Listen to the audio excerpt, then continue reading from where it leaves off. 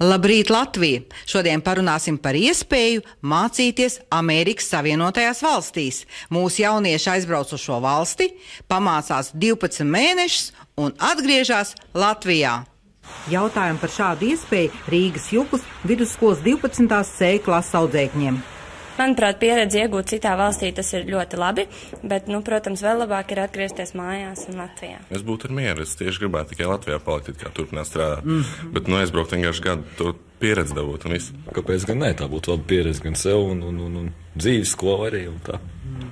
Būtu ļoti forši. Protams, iespēja labi pamācītos gan valodu, gan pieredzi iegūt citu. Galvenais, ka atgrieztos pēc tam mājās. Baltijas Amerikas Brīvības fonds jau otro gadu dot iespēju dažādu vecumu cilvēkiem doties uz Amerikas Savienotajām valstīm un apgūt zināšanas vesels 12 mēnešus.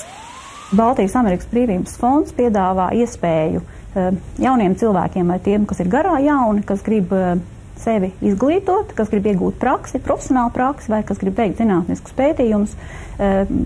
3 dažādās programmās, kas ir saistītas ar tātad mācībām, studijām vai pētniecību Amerikas Savienotajās valstīs. Fonds piedāvā stipendijas, kas ir tātad finansiāla iespēja nosekt šo cilvēku vēlmes, vajadzības un piedāvāt iespēju.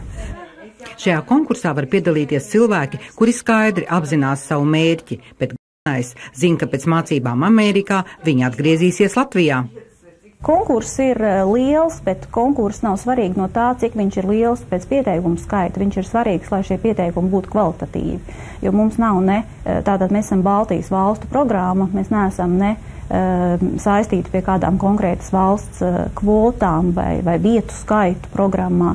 Mēs esam saistīti tikai ar ļoti labiem kvalitatīviem pieteikumiem un labā ziņa ir tā, ka visā Baltijas reģionā arī Latvijā tādu netrūkst. Mums ir brīnišķīgi jauni cilvēki ar ambīcijām, un par jauniem es saku jauni gan gados, gan sirdī jauni, kas ir gatavi tātad startēt, gatavi darīt, kam ir ļoti labas ambīcijas un vēlme profesionāli. Viena no laimīgajiem konkursa dalībnieciem ir Ilze Laksdiņa, kura dosies uz Ameriku.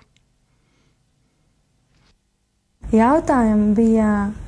kāpēc es vēlos un ko es tur gribu panākt un kāpēc tieši es domāju, ka viņiem būtu jāizvēlās mani un kāda vispār ir pašreiz mana dzīve šeit.